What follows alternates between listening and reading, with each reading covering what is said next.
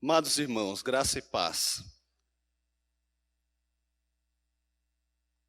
Creio que não somente eu, mas boa parte dos irmãos que estão aqui sentiram o seu coração profundamente tocado com as músicas com as quais louvamos a Deus nessa noite. Há um apelo especial na minha vida, porque são as músicas da minha infância e adolescência. Alguns já eram velhos quando elas foram compostas. De qualquer forma, são músicas que nos tocam. E por que nos tocam? Eu quero deixar de lado, talvez, aquela situação em que ela tenha tocado o seu coração, porque a melodia foi bonita demais, o ritmo te balançou. Isso é sempre uma tentação que nos desvia do real propósito do louvor. Mas a sua mensagem, que engrandece, que exalta o sublime, maravilhoso nome de Deus. Não há como declarar o louvor a Deus sem ser tocado também nas suas emoções. E eu vou começar aqui a peroração dessa noite, talvez falando de algo que vai desagradar a alguns. É que temos vivido um tempo estranho, em que a igreja, por vezes, tem enfatizado algo quase que uma espécie de idolatria à palavra de Deus. E é estranho isso, porque até mesmo uma coisa boa, excelente, que é a palavra de Deus, pode virar um ídolo, se ela se tornar maior do que a verdade, ou do que o Deus que ela revela. De tal maneira que em muitas igrejas, ou no coração de muitos irmãos, há aquela preocupação em saber, em obter conhecimento, e quem dera essa fosse uma sede em todos nós. O problema é quando isso se torna a única coisa que você busca, você se dá plenamente por satisfeito, porque você conhece toda a teologia. Você se torna um profundo conhecedor dos reformadores, dos pais da igreja, enfim, de todo o documento da ortodoxia e aquele produzido pela reforma e pelas confissões, e você então estufa o peito e diz: eu atingi o conhecimento. Isso é quase que um gnosticismo, uma espécie de salvação pelo conhecimento. Algo que Jesus Cristo abominou no Sermão do Monte, quando ele disse que aquele que ouve os meus mandamentos e não os pratica é semelhante à casa que foi fundada sobre areia. Da mesma forma, Tiago faz não exatamente um contraponto, mas um complemento ao ensinamento do apóstolo Paulo, se bem que Tiago escreveu antes, ao dizer que nós não somos justificados somente pela fé, mas também pelas obras, na medida que a fé salvadora produz obras, porque nós fomos criados em Cristo Jesus para boas obras.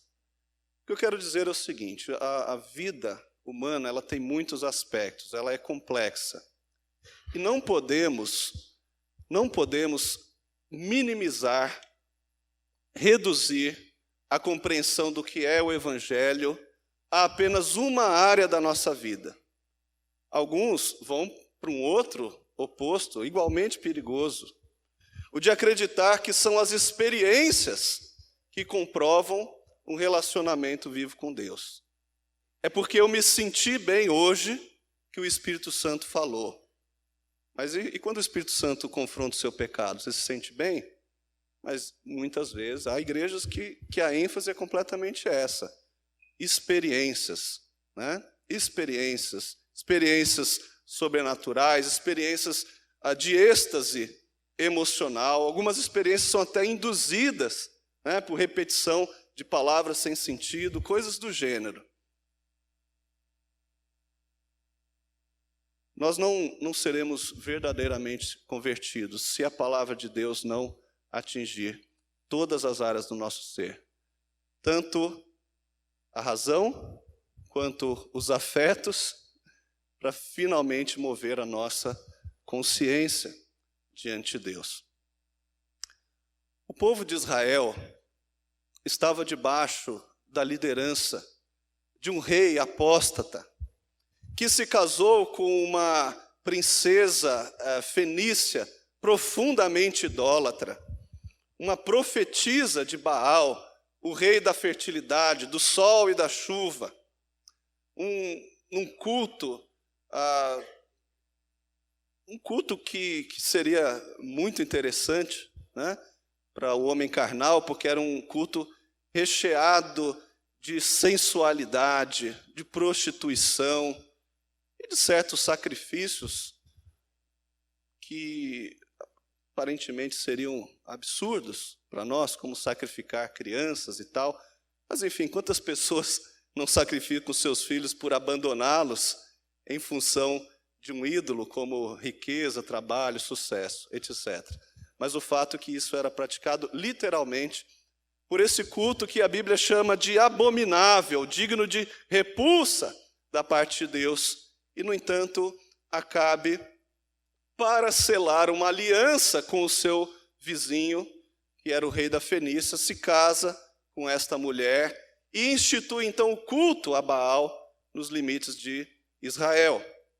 E o que acontece, meus irmãos, é que quando o rei desvia o seu coração, é quase que inevitável que a grande massa da população também se desvie, porque um povo nunca será superior ao seu líder. E acontece que todo o povo, então, apostatou. Ela não apenas introduziu um novo culto, ela perseguiu os profetas de Deus, ela os matava, e só não matou todos porque Deus os protegeu. E um homem que vivia num confim distante do reino, numa região erma, montanhosa, uma região rústica, chamada Tisbe, nas montanhas de Gileade, temia ao Senhor. Embora uma pessoa rústica e de linhagem desconhecida, ele orou incessantemente, clamando pela glória de Deus. E ao clamar pela glória de Deus, ele entendeu que o nome de Deus só seria devidamente honrado se aquele a quem o povo julgava ser o autor do sol e da chuva fosse completamente refutado e desbaratado, ou seja, o falso ídolo Baal. E, portanto, Elias pede por uma coisa inusitada, que Deus torne o céu como bronze, isto é, que ele feche por completo as comportas do céu e não chova, porque quando o povo se desse conta que o seu falso Deus não era sequer capaz de mandar uma gota de chuva ou orvalho, teria o seu coração amolecido. E se isso não acontecesse, ainda assim estaria colocado acima de toda dúvida que somente Jeová é capaz de mandar a chuva e de retê-la. E assim Elias, tendo a sua oração respondida, se apresenta diante de Acabe, o rei de Israel. E aí, enfim, os irmãos conhecem a história de como ele se apresenta como aquele que está diante de Deus, aquele perante cuja face está, e então desafia o rei a se converter. E então some. E nesse período em que ele some do cenário, ele é perseguido, ele é procurado, mas tem uma experiência rica com Deus, porque é no período que ele está escondido, que ele sente na carne o sustento de Deus, porque Deus o sustenta com pão e carne, mediante corvos. Depois ele vai a Sarepta de Sidom, onde ele é sustentado por uma viúva que mal tinha o que comer, porque ela só tinha um punhado de farinha e um bocado de azeite, mas Deus faz com que aquele azeite, aquela farinha nunca acabe no período em que Elias é acolhido por ela. Deus ainda dá uma experiência de resposta à sua oração quando o filho da viúva morre. Então, Elias, temendo ao Senhor, ora para que o menino seja revivido. E, de fato, o menino ressuscita. E então, nós temos Deus forjando, através dessas experiências, o caráter de Elias, para que, em todo o tempo, ele cresça na convicção de que ele poderia cumprir a sua missão, a mais difícil de todas, encontrar-se novamente com Acabe. Acabe olha para ele e diz: é você que está perturbando Israel? Ele levanta o dedo e diz: você é o perturbador de Israel, porque você abandonou os mandamentos do Senhor. E aí eu peço que você abra a sua Bíblia em 1 Reis 18. Nós vamos ler do versículo 20 até o 40, onde nós vamos, então, examinar o apelo que Elias faz ao povo de Israel quando do desafio do Carmelo. 1 Reis 18, do 20 ao 24, diz assim a palavra de Deus. Então enviou Acabe mensageiros a todos os filhos de Israel e ajuntou os profetas no monte Carmelo. Então Elias se chegou a todo o povo e disse: até quando cocheareis entre dois pensamentos? Se o Senhor é Deus, seguiu; se é Baal, seguiu. Porém o povo nada lhe respondeu. Então disse Elias ao povo: só eu fiquei dos profetas do Senhor, e os profetas de Baal são 450 homens. Deem-se-nos, pois, 2 novilhos. Escolham eles para si um dos novilhos, e dividindo-o em pedaços, o ponham sobre a lenha, porém não lhe metam fogo. Eu prepararei o outro novilho e o porei sobre a lenha, e não meterei fogo. Então invocai o nome de vosso Deus, e eu invocarei o nome do Senhor. E há de ser que o Deus que responder por fogo, esse é que é Deus. E todo o povo respondeu e disse: é boa esta palavra. Disse Elias aos profetas de Baal: escolhei para vós outros um dos novilhos e preparai o primeiro, porque sois muitos, e invocai o nome de vosso Deus e não lhe metais fogo. Tomaram o novilho que lhe fora dado, prepararam-no e invocaram o nome de Baal, desde a manhã até o meio-dia, dizendo: ah, Baal, responde-nos. Porém não havia uma voz que respondesse. E manquejando, se movimentavam ao redor do altar que tinham feito. Ao meio-dia, Elias zombava deles, dizendo: clamai em altas vozes, porque ele é Deus. Pode ser que esteja meditando, ou atendendo a necessidades, ou de viagem, ou a dormir, e despertará. E eles clamavam em altas vozes, e se retalhavam com facas e com lancetas, segundo o seu costume, até derramarem sangue. Passado o meio-dia, profetizaram eles, até que a oferta de manjares se oferecesse. Porém não houve voz, e nem resposta, e nem atenção alguma. Então Elias disse a todo o povo: chegai-vos a mim. E todo o povo se chegou a ele. Elias restaurou o altar do Senhor que estava em ruínas. Tomou 12 pedras, segundo o número das tribos dos filhos de Jacó, ao qual viera a palavra do Senhor, dizendo: Israel será o teu nome. E com aquelas pedras edificou o altar em nome do Senhor. Depois fez um rego ao redor do altar, tão grande como para semear 2 medidas de sementes. Então armou a lenha, dividiu o novilho em pedaços, pô-lo sobre a lenha, e disse: enchei de água 4 cântaros e derramai sobre o holocausto e sobre a lenha. E disse ainda: fazei-o segunda vez. E o fizeram. Disse mais: fazei-o terceira vez. E o fizeram terceira vez. De maneira que a água corria ao redor do altar. E ele encheu também de água o rego. No devido tempo, para se apresentar a oferta de manjares, aproximou-se o profeta Elias e disse: ó Senhor, Deus de Abraão, de Isaque e de Israel, fique hoje sabido que tu és Deus em Israel, e que eu sou teu servo, e que segundo a tua palavra fiz todas estas coisas. Responde-me, Senhor. Responde-me para que este povo saiba que tu, Senhor, és Deus e que a ti fizeste retroceder o coração deles.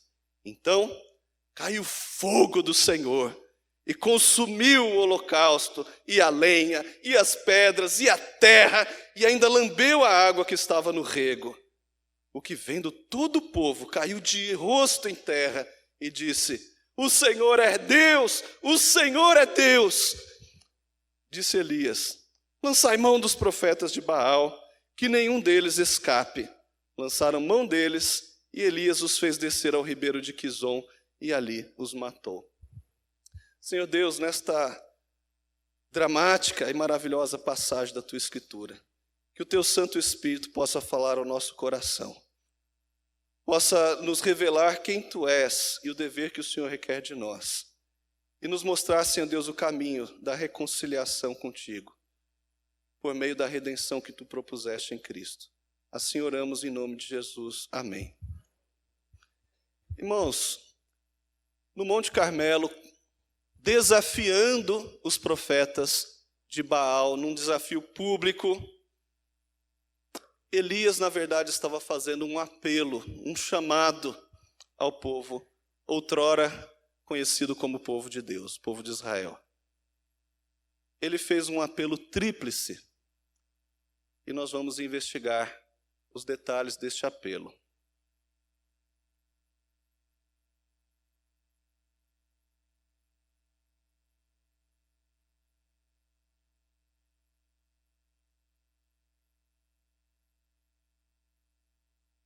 Primeiramente, Elias fez um apelo à consciência do povo de Deus. Onde você viu isso, pastor? Vamos lá no versículo 21. Elias se chegou a todo o povo e disse: até quando cocheareis entre dois pensamentos? Se o Senhor é Deus, seguiu. Se é Baal, seguiu. Porém o povo nada lhe respondeu. Todo apelo, em última análise, ele se dirige à consciência. Ele se dirige ao nosso discernimento moral. Porque tudo aquilo que fazemos ou deixamos de fazer é fruto de uma escolha. É fruto, enfim, de algo que você prioriza e, evidentemente, de coisas que você deixa a desejar, em segundo plano. Nessa escolha está implícito o que é certo e o que é errado.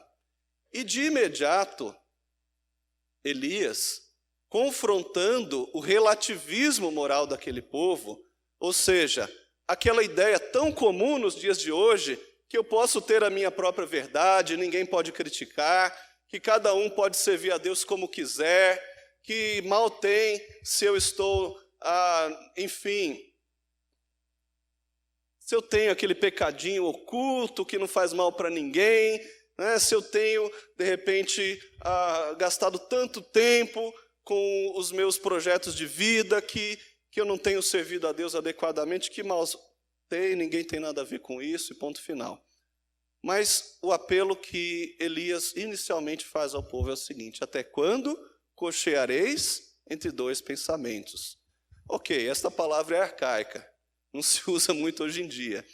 Cochear tem a ver com um andar trôpego, e mancar da coxa, por isso cochear. É a ideia de você ir de um lado para o outro, ir e vir indefinidamente. Hoje a gente usaria mais a expressão: até quando vocês vão ficar em cima do muro? Até quando vocês vão ficar com um pé num barco, outro pé no outro? Né? Até quando? O que Elias quer pôr em relevo no chamado que ele faz ao povo, mediante o desafio que ele faz aos profetas de Baal, é que o resultado daquele desafio levaria eles a reconhecerem, a concluírem qual é o Deus verdadeiro. Porque não existe mais do que um Deus verdadeiro e vivo. Há somente um Deus vivo e verdadeiro. Se esse Deus, diz aqui Elias ao povo, se esse Deus é Yahvé, Se esse Deus é o Senhor da aliança, dos pactos de Abraão, Isaque e Jacó, se esse Deus é o Deus da Bíblia, então por que vocês estão servindo outro Deus? Ou outros deuses? É necessário que vocês se posicionem. É necessário que vocês tenham uma decisão definitiva. Porque Deus não divide a sua glória com outrem. Deus não divide a sua glória. Ele não quer levar a honra por ser um coadjuvante. Deus só aceita o posto de autor, de criador, de provedor, de supremo governador de todas as coisas, inclusive da nossa vida. Se você ainda tem dúvida sobre isso, você está cocheando. Você está fazendo como aquela pessoa hipotética mencionada por Tiago na sua epístola, que tem um ânimo dobre, ou seja, uma alma dividida, e que precisa urgentemente de sabedoria vinda de Deus, porque você pede sem confiar. Você é aquele que dá tiro para todo lado, acende uma vela para Deus e para o diabo, vai de igreja em igreja, fazendo todas as campanhas, de repente, tentando ver se alguma delas funciona, né? Conheço gente que já foi batizada mais de 3 ou 4 vezes, né? Talvez, não sei se passou pela cabeça dessa pessoa, ok, um desses batismos deve valer, né? O fato é que Deus não divide a sua glória. E, apelando para a nossa razão, 2 religiões diametralmente opostas não podem ser ambas verdadeiras. Nenhuma pessoa que tem um mínimo de racionalidade pode realmente concordar com os preceitos da filosofia moderna, que diz que cada um tem a sua verdade. Como pode ser verdade verdades que são tão opostas entre si? Não há. Se existe um Deus, existe somente uma verdade, e esse Deus que deve ser adorado. Até quando cocheareis entre 2 pensamentos? Em segundo lugar, Elias apela à razão do povo, ao intelecto. E aqui é que está a parte mais interessante do duelo, do desafio. Ele propõe que os profetas de Baal façam um sacrifício ao seu Deus, e o próprio Elias faria também um sacrifício a Yahvé. Só que o sinal de que esse sacrifício tinha sido aceito é que a própria divindade, fosse ela quem fosse, enviaria fogo do céu, manifestando assim a sua aceitação àquele sacrifício. Essa ideia não era tão descabida assim.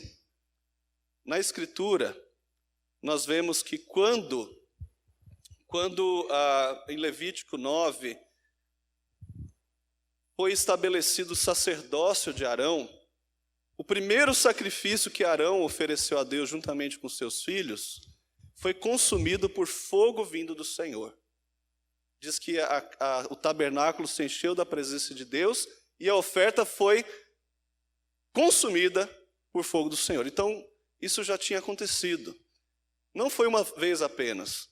Quando Davi fez aquele recenseamento do exército de Israel contra a vontade de Deus, Deus o castigou e pede que ele faça uma escolha.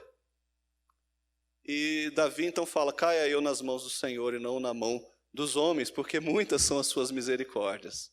E após ter então sido penalizado pela mão, né, do anjo do Senhor, Davi oferece um sacrifício a Deus.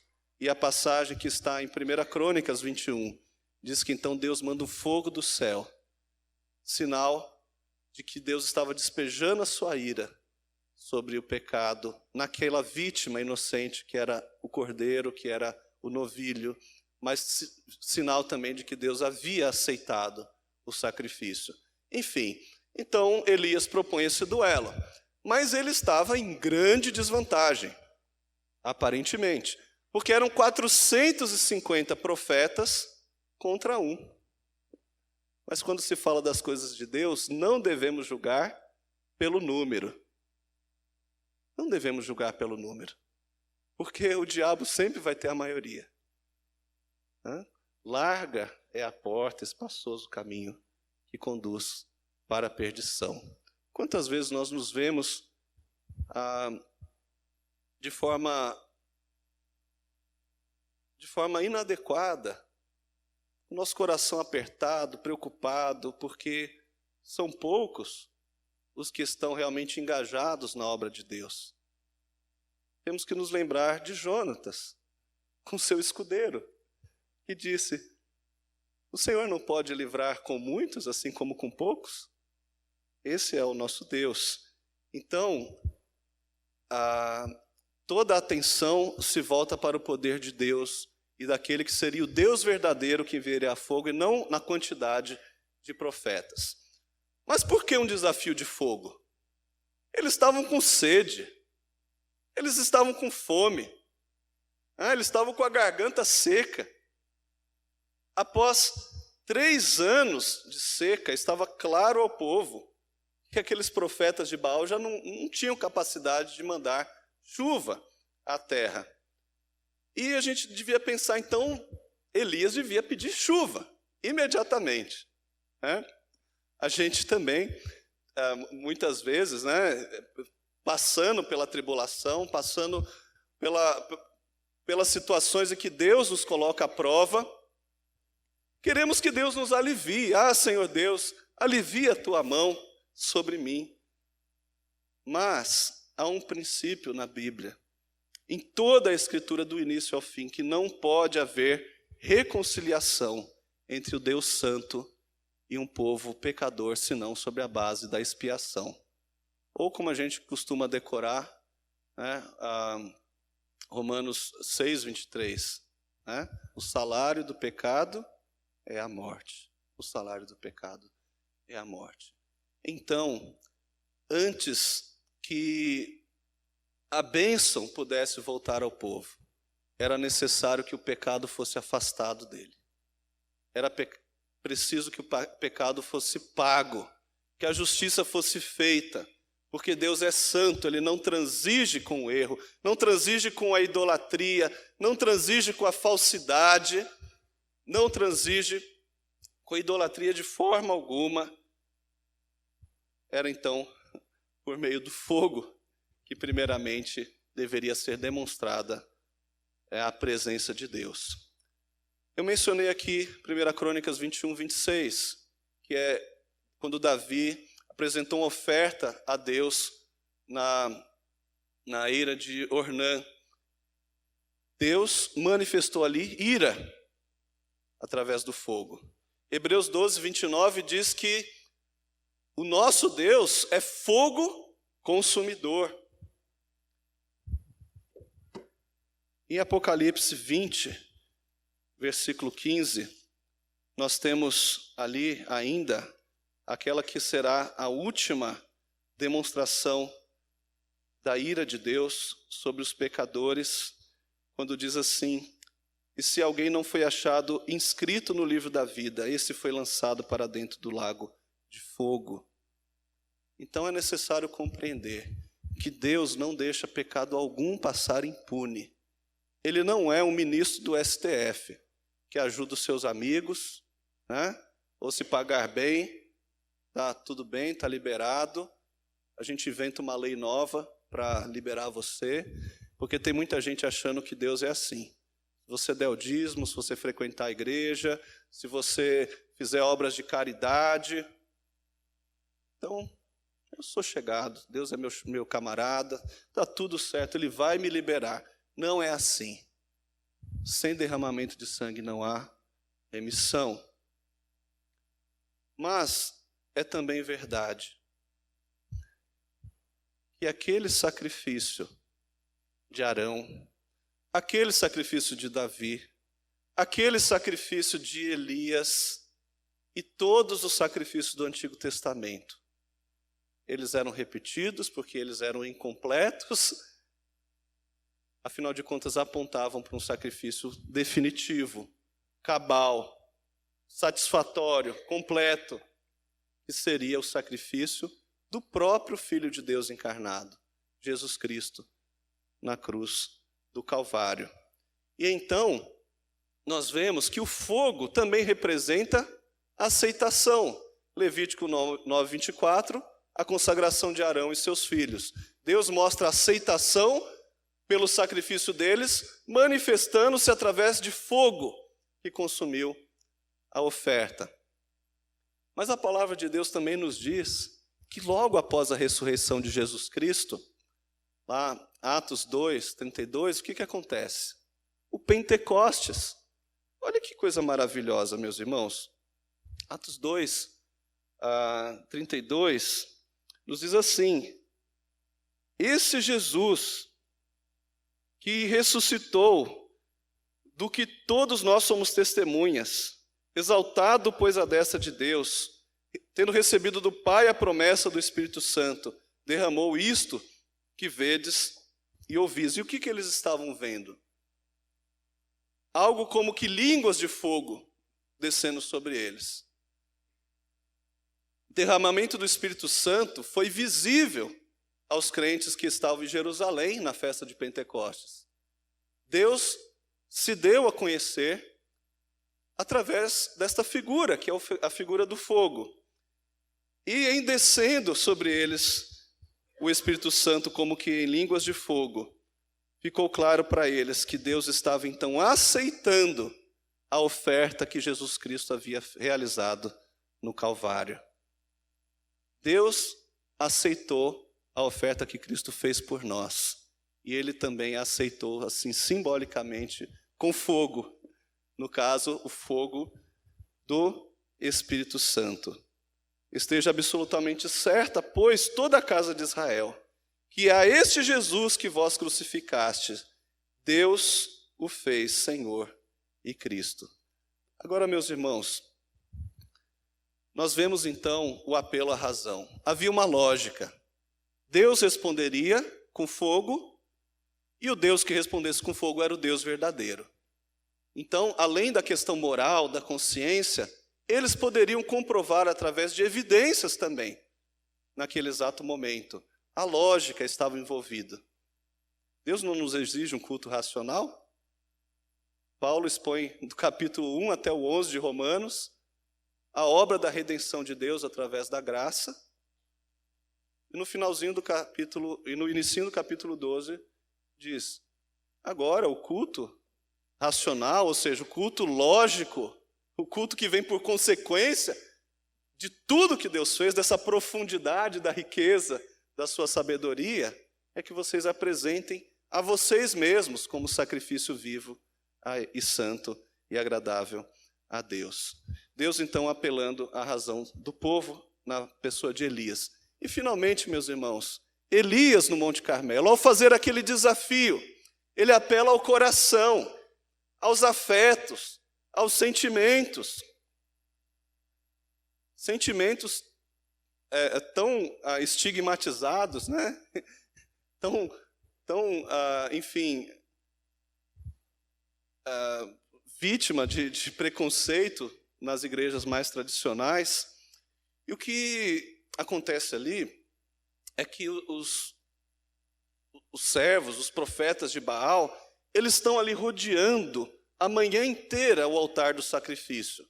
Eles estão manquejando, eles estão fazendo os rituais que eles tinham por costume, gritando, enfim, fazendo uma série de coisas comuns daquelas rituais pagãos, né, idólatras. A certo momento, quando chega próximo da hora da oferta de manjares, e quando a Bíblia fala da oferta de manjares, está se referindo à hora em que acontecia o holocausto no templo de Jerusalém, ou seja, ele estava com o relógio sincronizado com o relógio dos irmãos em Jerusalém, em Judá, no lugar que Deus estabeleceu para que o culto fosse realizado no meio do povo de Deus, do Antigo Testamento. Enfim, fechando parênteses, naquele momento, então, Elias começa a zombar. Parece a zombar dos profetas de Baal. Ele diz assim, seu Deus deve estar surdo, deve estar dormindo, ou deve ter saído de férias. Começa a gritar mais alto.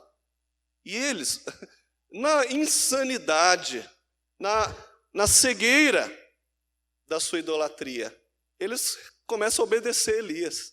E começam realmente a gritar, e pegam facas e lancetas e começam a se cortar e derramar sangue ali, quase como que um apelo final para que Baal os escutasse.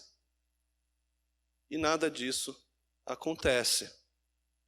A idolatria é uma loucura completa. Acima de tudo, porque ela afronta o único Deus vivo e verdadeiro. A idolatria não é apenas você colocar uma imagem de barro e confiar naquilo. Muitos, acredito que todos que estão aqui não se consideram idólatras porque não tem uma imagem de gesso, de barro, de ferro em casa. Mas tudo aquilo que a gente coloca no nosso coração para nos dar segurança, para nos dar satisfação, para nos dar prazer, e que são coisas deste mundo, que não são o próprio Deus, ou são também uma forma de idolatria.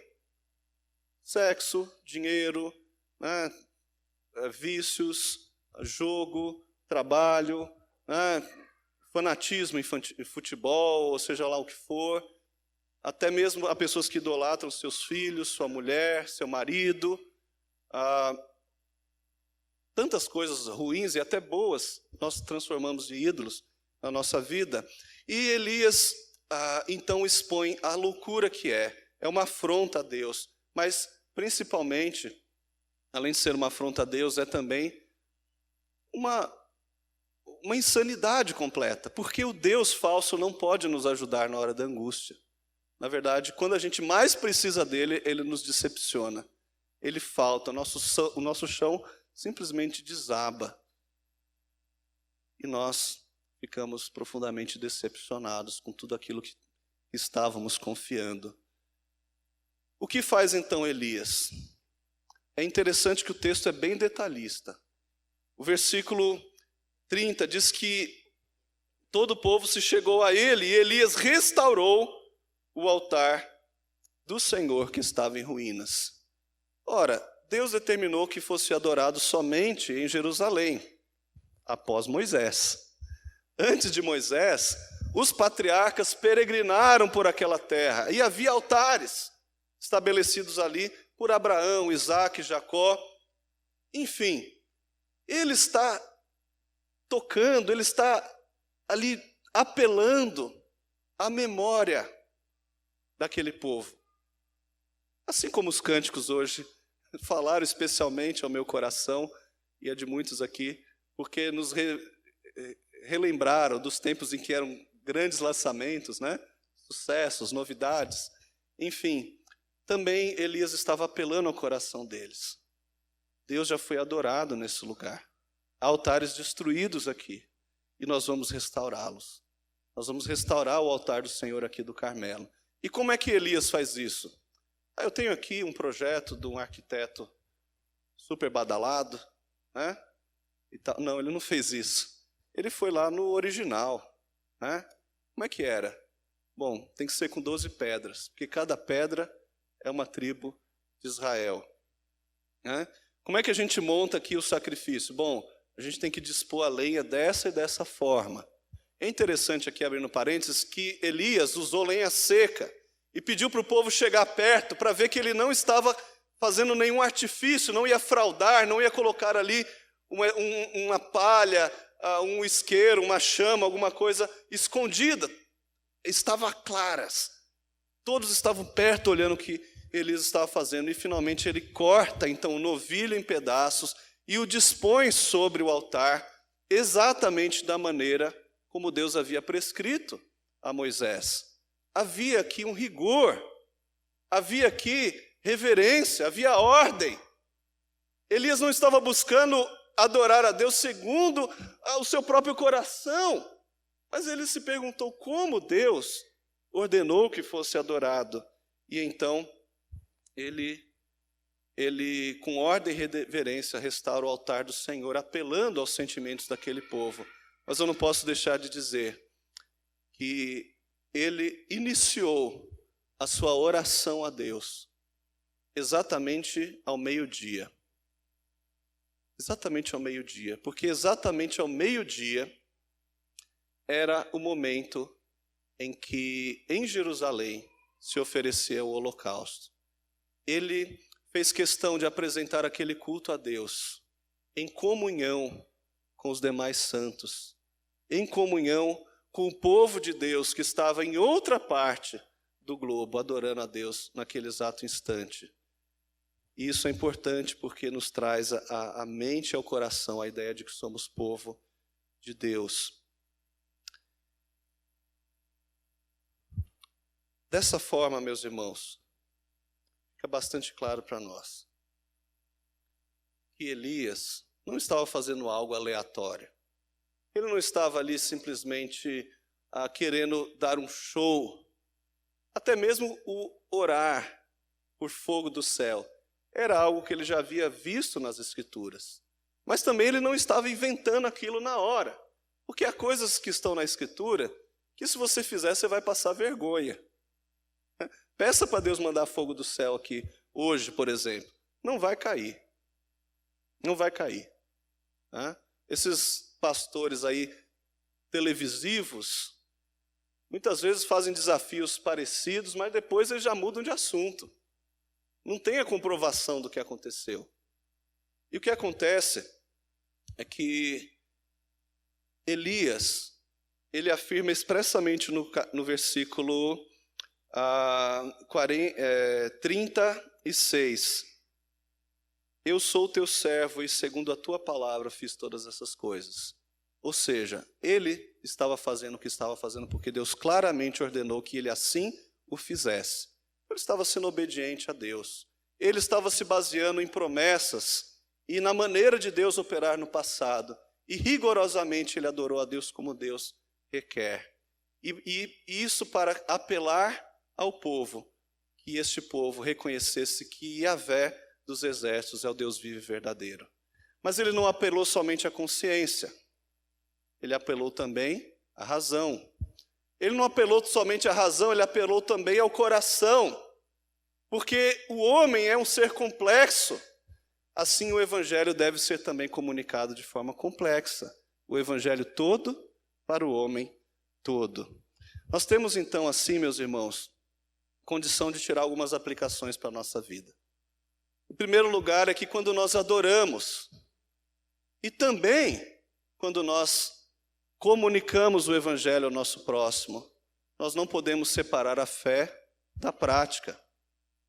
Não podemos acreditar que uma pessoa vai se converter só porque ela entendeu os 5 pontos do calvinismo, por exemplo. Também não vamos para o outro extremo de querer justificar toda a nossa evangelização com obras sociais, como se fosse o pão, a sopa, o cobertor que vai trazer Cristo ao coração daquela pessoa. Nós temos que apresentar tudo, o evangelho todo. Aquilo que Deus fala ao coração, aquilo que Deus fala também às nossas necessidades físicas e aquilo que Deus fala apelando à nossa consciência moral para o homem todo. Segunda aplicação, nós podemos tirar dessa passagem, é que Deus não divide a sua glória. Ele não divide a sua glória com ninguém. Eu não sei em que medida você pode estar vivendo hoje na sua vida dúvida ou hesitação. Dúvida por ainda acreditar que outras coisas podem te livrar. Isso não passa pela sua cabeça? Então por que você só lembra de orar depois que você já tomou todas as suas decisões? Você vai lá, assina o contrato de uma casa que você financiou, e aí depois disso você lembra de orar, Senhor, me ajuda a pagar a prestação. Você confiou que você era capaz de ir até o fim com isso. não pediu a direção de Deus. Quando nós confiamos, nós primeiros buscamos a Deus. E se Ele der a resposta que a gente não quer ouvir? A gente vai ser submisso a Ele. E se Ele der a resposta que a gente quer ouvir? Então nós podemos ir com alegria e convicção, porque Deus é por nós. Terceira aplicação, o culto que agrada a Deus, ele é baseado em suas promessas e prescrições. E, sobretudo, na nossa fé e convicção de que Ele responde às orações. Deus, Ele não deixou a discrição do homem a decidir ou inventar ou criar a maneira que Ele deve ser adorado. Há tanta diferença no meio evangélico, há tanta disparidade. Alguns princípios são fundamentais, nós não vamos esgotar eles aqui. Mas a centralidade das Escrituras, né? A unicidade de Cristo, o único suficiente Salvador e Senhor. Né? O Deus único que subsiste em 3 pessoas, Pai, Filho e Espírito Santo. Né? Um bom resumo é o credo dos apóstolos, por exemplo, o credo apostólico. É um bom resumo do que seria a maneira de cultuar a Deus, não segundo superstições. Bom, finalmente, entender que a adoração ao Deus vivo não serve para nos agradar. Aquela ideia de que eu preciso me sentir bem. Para os mais pragmáticos, significa apenas pregar sucesso e prosperidade, nunca confrontar o pecado. Essa semana eu vi uma postagem do reverendo Augusto Nicodemos, nos levando a pensar no exemplo de Jeremias, no exemplo de Isaías, no exemplo de João Batista. Por que eles foram cerrados ao meio, decapitados? Porque eles pregavam prosperidade? Porque eles pregavam uma vida de bênção sem arrependimento? Não, eles pregavam justamente o arrependimento, eles confrontavam o pecado. E é isso que faz com que o mundo nos odeie. Dessa forma, meus irmãos, adoremos ao Senhor nosso Deus com santo temor, mas peçamos a Ele sabedoria, para que nós não tenhamos um espírito dividido dentro de nós, para que Deus tenha todo acesso, todo o espaço, toda a dimensão do nosso coração, na nossa vida e na nossa adoração. Tudo que façamos, não somente na igreja, mas na nossa vida prática e diária, seja feito para a glória de Deus. Ou até quando cocheareis entre 2 pensamentos? Se o Senhor é Deus, serviu. Deus seja louvado. Amém.